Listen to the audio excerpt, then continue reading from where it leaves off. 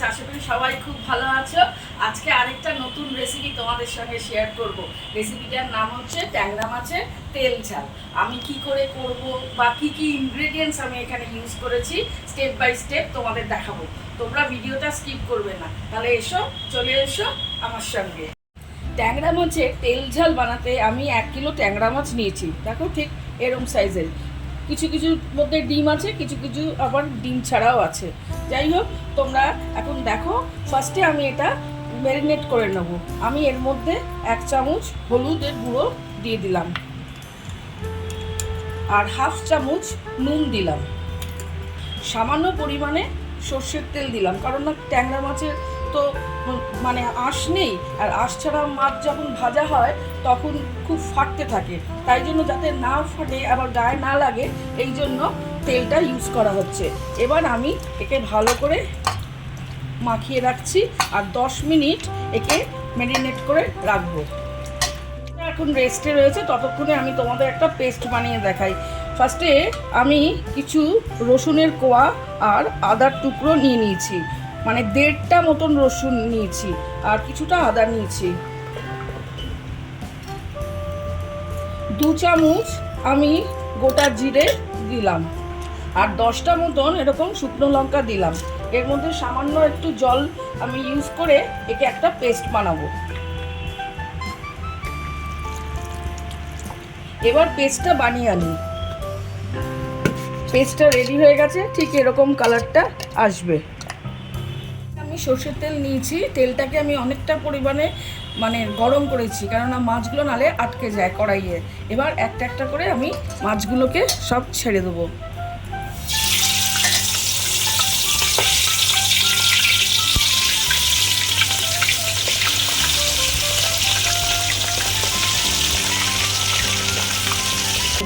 মাছগুলোকে আমি ভাজছি, আর এই মাছগুলোকে আমি একটু কড়া করে ভাজবো, কারণ না ট্যাংরা মাছের একটা স্মেল আছে, সেই স্মেল অনেকের পছন্দ হয় না। একটু কড়া করে ভাজলে সেই স্মেলটা চলে যায়। তাই জন্য আমি মানে ফার্স্টে কয়েকটা দিয়েছি, এটা ভাজা হয়ে গেলে আবার নেক্সটে আরও কয়েকটা একসঙ্গে ভেজে নেব।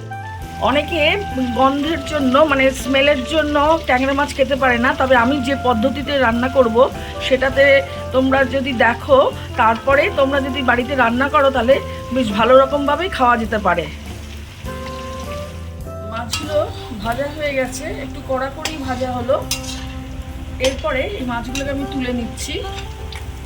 তারপরে আমি আবার নেক্সট যে কয়েকটা মাছ রয়েছে সেগুলোকেও আবার একই প্রসেসে ভেজে নেব।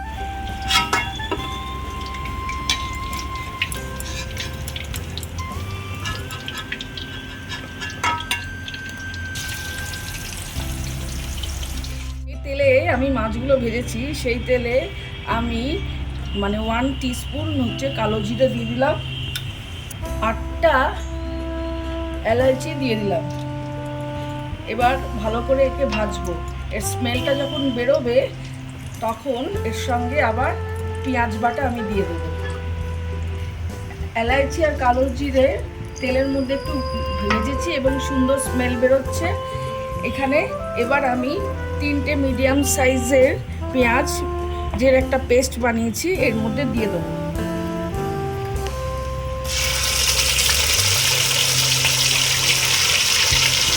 এখন এই এলাচি, কালো জিরে আর পেঁয়াজের যে বাটাটা আমি দিয়েছি, এটাকে ভালো করে একটু কষাবো। যেহেতু এটা ট্যাংরা মাছের তেল ঝাল, তাই একটু তেলের পরিমাণটা এখানে একটু বেশি লাগে।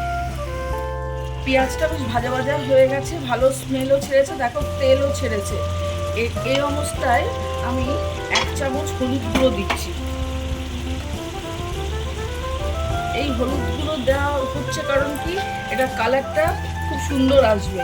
আর হলুদ এই সময় দিতে হবে, এর আগেও না পরেও না।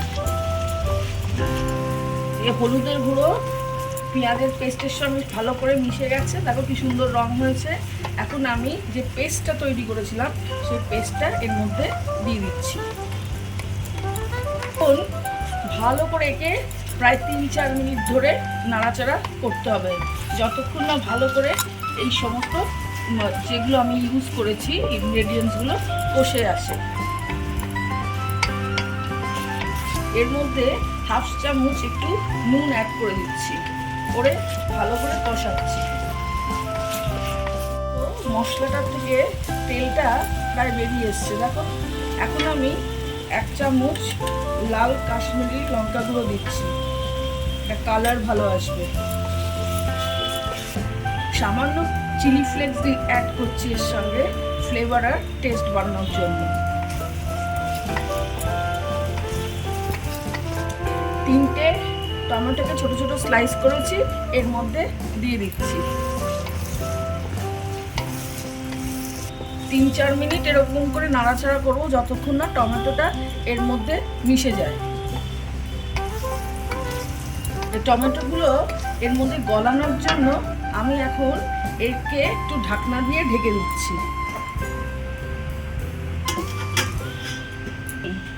এবার আমি দেখছি কতটা টমেটো এর মধ্যে সেদ্ধ হয়েছে, আগে ঢাকনাটা তুলে দেখি। বেশ ভালোভাবেই গলে গেছে দেখো, তেলও ছেড়েছে। এই অবস্থায় গ্যাসের ফ্লেমটাকে আমি একটু লোতে করে নিলাম। এবার এর মধ্যে আমি 2 চামচ ধনের গুঁড়ো দিয়ে দিচ্ছি, করে ভেজে ফাইনালি আমি জল দেব। তারপরে যখন ফুটবে তারপরে আমি নুনটা দেবো। নুনটা আমি সবার লাস্টে অ্যাডজাস্ট করি। বেশ ভালোই ভাজা হয়েছে দেখো, টমেটোগুলো গলে এসছে, তেলও বেরিয়ে এসছে।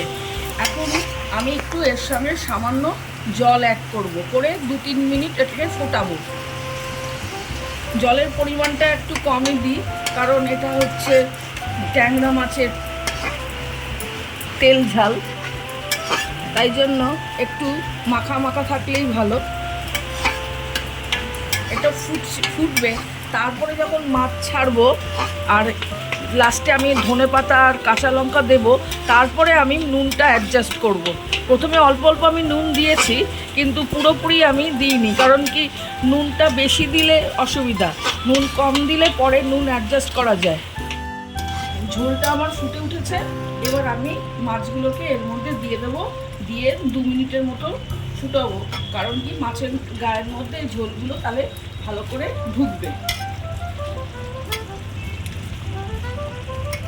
ফাইনালি আমি এর মধ্যে 1/2 চামচ নুন দিয়ে দিচ্ছি। আমি বলেছিলাম না আমি নুন সবার লাস্টে অ্যাডজাস্ট করি, তা এটাই মানে 1/2 চামচের মতো একটু কম হয়েছে মনে হলো, আমি দিয়ে দিলাম।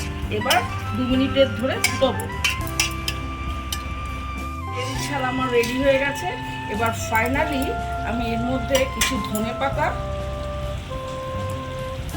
আর কিছু চেরা কাঁচা লঙ্কা অ্যাড করে দিচ্ছি। ট্যাংরা মাছের তেল ঝাল রেডি। এখন আমি প্লেটে একে রাখবো। তোমাদের এই রেসিপিটা কেমন লাগলো? যদি ভালো লাগে তাহলে লাইক কমেন্ট শেয়ার করো।